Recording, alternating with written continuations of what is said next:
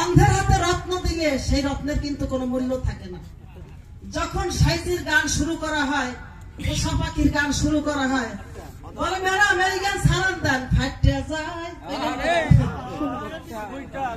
তখন ওই গানটা গান কান্দাকারী সারান দেন, তখন আর সেখানে গান হয় না, হয় না। যেহেতু আপনারা মালার গান শুনবেন, ও ভাই সেই কবে হইতে গাতে গাতে গাতে গাতে পুঁথিও নাই, সেই সুতোও নাই, আগে সেই মালা আছে না।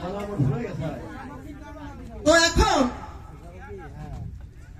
সেই জন্য কিন্তু এই গানগুলো আমার মন থেকে আসছে। সাধু মহতের গান গাইতে দুঃসাহস দৃষ্টতা ছাড়া আর কিছুই না। তারপর চেষ্টা করে ভালো লাগে এই গানগুলো গাইতে, আমার মনের খোরাক, আত্মার খোরাক। আর আপনাদের এখানে যেহেতু এসেছি, আপনারা সাইজের গানগুলো ভালোবাসেন, গেছি সব জায়গায়, কিন্তু আমি গানগুলো গাওয়ার সুযোগ পাই না। আরেকটি সাইজের গান গাবো, পরে আমি জানিতে চলে যাবো।